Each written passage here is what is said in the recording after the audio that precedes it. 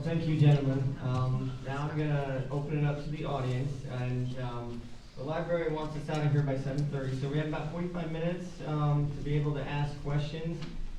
If you go down the center aisle, please go out the back and then line up right here. And if you, again, no statements, questions only, you can ask it to the panel or an individual member of the panel. And so, anybody who's welcome, please come up. And please be respectful. My name is Eric Clemenson. I know you just asked to limit it to questions, but once you find out what my role is, I think you'll waive that request. I'm a commissioner with the Post Falls Urban Renewal District, Urban Renewal Agency, rather. I've been in that position since January of last year. I agree with most of what Mr. Malloy said. I appreciate the comments. It's been said many times that, and this comes from Mayor Jacobson, he's been very complimentary as to the agency's role, its work, its history, and he has lots of contact with state legislators, other mayors from prominent cities around the state, and he hears regularly that if urban renewal is done right in the state of Idaho, it's done in Post Falls. Couple of things I'd like to clarify. There's been a couple of confusing definitions of increment financing.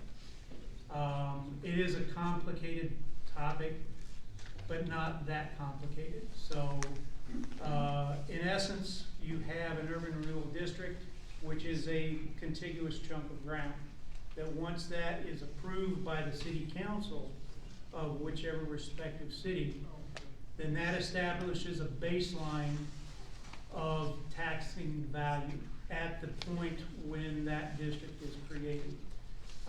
Most of the districts in Post Falls have started out largely of bare ground. The technology district is nothing but bare farm ground right now. So that has its base level of taxable value.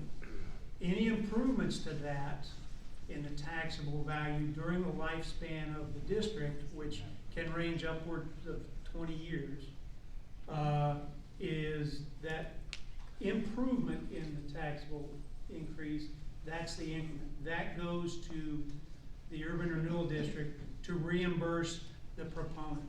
The proponent comes in with his own money, be it from his deep pockets or be it from financing. It is not tax money that gets fronted to a developer. He fronts his own money.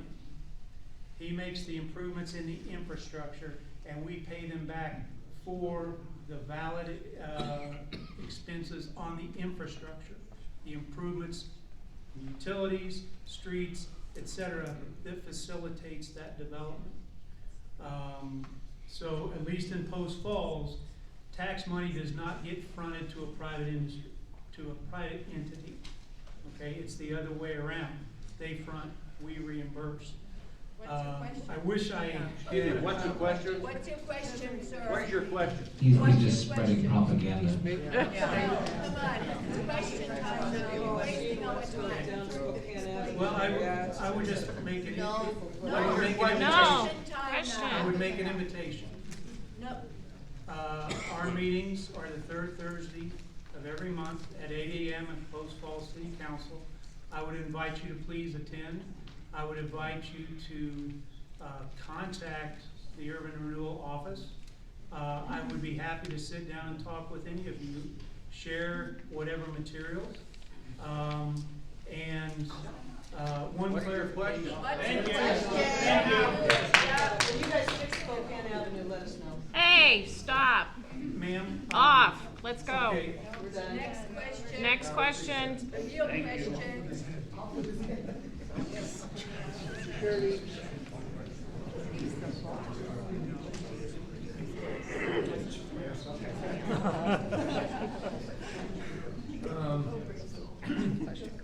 Thank God I live in those phones. Speak into the microphone. Mr. Malloy, I have a question for you. Good. Shoot. Close to. Oh, okay. I have a question for you. Last time we shut down an urban renewal district, the city got back a little over $700,000 in tax money back to the city. We were told at the time that this was announced that we'd know where this money was going. Where this extra $700,000 that wasn't part of the city budget was going to be spent. I don't remember ever being told. So I'm asking you now tonight, since the city of Post Falls is looking to get several $1 million over the next couple of years with the closing out of these districts, are you going to use that money to lower our taxes, or are you going to lose it someplace again? Great question. So the money that gets returned back goes into the general fund. So the general fund and all the expenditures are listed out in the budget that comes out every year. You attend the budget hearings, so you know generally what that is.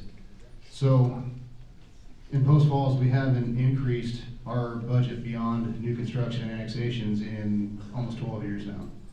The only increase to the general fund was to remove the streetlight fees and put that into the general fund, so it was net neutral. So part of the reason we've been able to hold steady on not increasing our budget at all and not having a tax increase for 12 years now is that we know that these urban renewal districts are coming to a close. We're running on a really skeleton crew. I'm almost afraid to advertise how many cops per 1,000 people we have because it's extraordinarily low. And we're gonna have to fix some of those issues, otherwise our levels of service are gonna be going down. So depending on the amount of money that comes back from these urban renewal districts when they close, the idea is to fund those additions with that income without raising our tax rates on the citizens. If there's enough left over, heck yes, I've been a proponent, you've been to all the meetings, of let's find a way to cut this thing by 1%. So far, we haven't been able to find a way to rub two sticks together and make that happen. We've been able to hold the line and not go up. All right, thank you.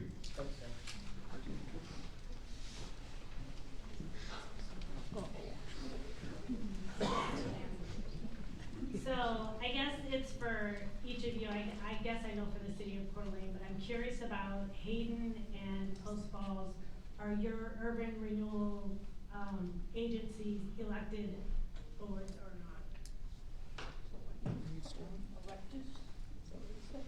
not? No, they are appointed by the mayor technically, although he always has an affirmation vote by the city council, which technically isn't required, but we do. Yeah. That's a great question. The Mayor Griffiths, Steve Griffiths, I asked him that I'd like to be on the Urban Renewal Board. There was an opening because the chairman resigned. And so I found out that I had to be interviewed. So I had to sit down with Steve Meyer, ring a bell? Yep. And he's the chairman of our Urban Renewal Board in Hayden, and also John Young. And I met at their office, John Young's office, and Steve Meyer at Panera Bread for 3 hours and went through an interview process. So I had to be kind of hired. And, but I wanted to be on the board because accountability and transparency is huge for me. And without somebody looking out for the taxpayer, they make decisions that are not for the taxpayer, for certain groups of people and individuals. And that's why I have a problem with urban renewal, because a select few people will benefit from it. Okay, so I have a follow-up question. So my understanding is that cities can pass ordinance to require the urban renewal agencies to be an elected body. To what? If that's the case, would you be for that?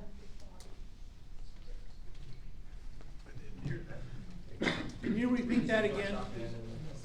We couldn't hear you. So my understanding is that the cities can pass an ordinance that requires the urban renewal agencies to be elected officials. If that's the case, would they be for it? I'm not sure if that is the case, but yes, I would be for it. It is the case, and and how about we just shut them down?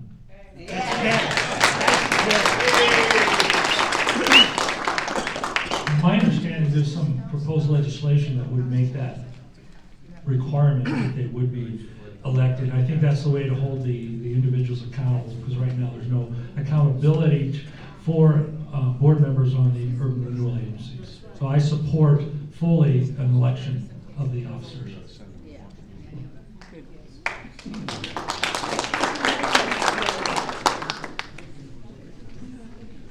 Now, I had a question on your spreadsheet.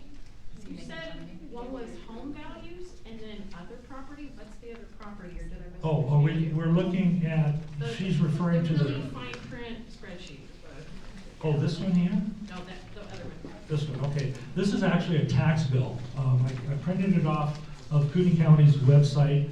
You go to Steve Matheson. Yeah. His page, basically.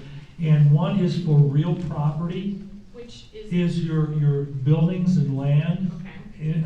Industrial, commercial, so forth.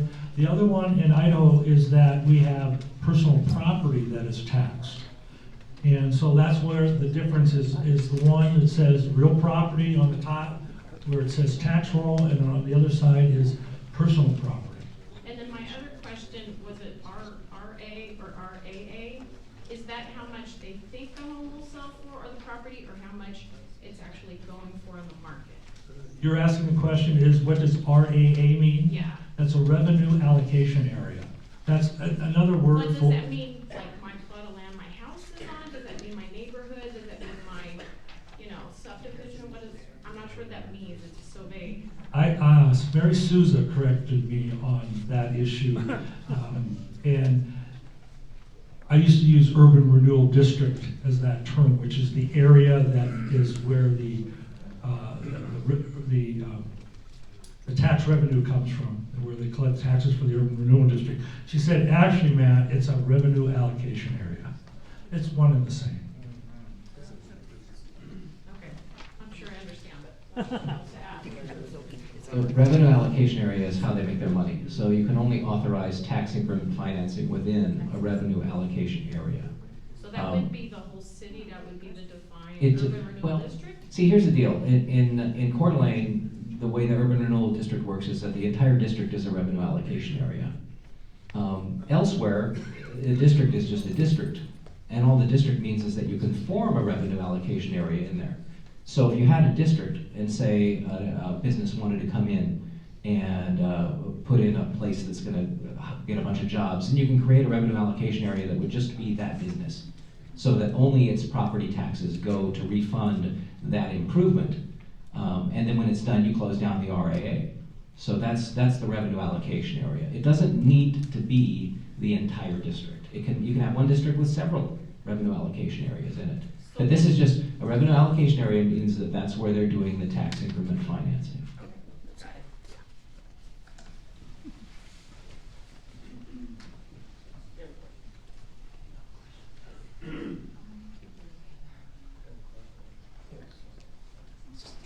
Hi, I'm Russ Brown from Post Falls. I'd just like to ask, before you gentlemen were city councilmen, I'm sure you had views on the city and this and that every time you got your tax notice. And does anything change? In other words, I assume now Mr. Malloy and Mr. Gookin, at least, are kind of against the idea of the whole URD program. Is that correct?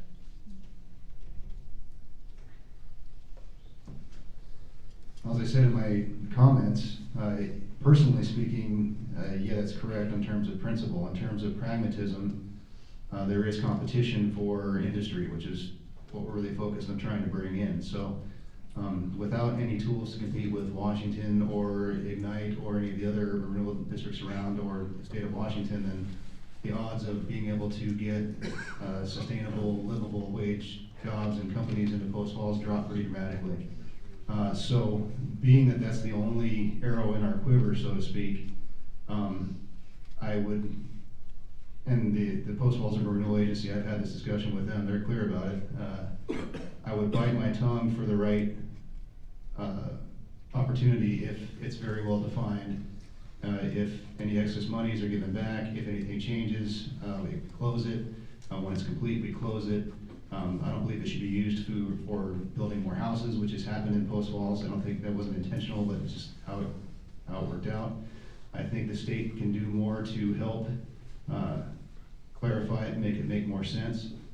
For example, I think natural appreciation of property of bare ground probably shouldn't count towards the increment, because that's gonna happen anyway.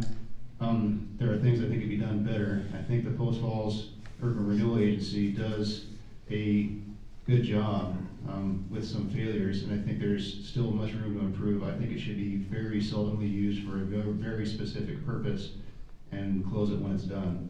And that purpose ought to benefit all of the taxing entities, taxing districts that are affected by it. Well, okay, that's fine, but, I'm sorry. Yeah, everything he said.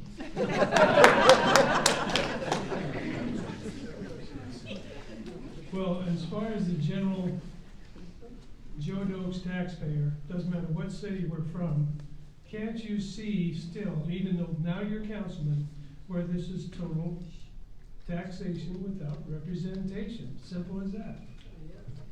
And it's worse than that, Russ. In Coeur d'Alene, a lot of the projects that the cheerleaders talk about are things that could be funded with a public vote and a bond. Yes. So in Coeur d'Alene, urban renewal has been used to a great extent to avoid a public vote, and I can't stand that.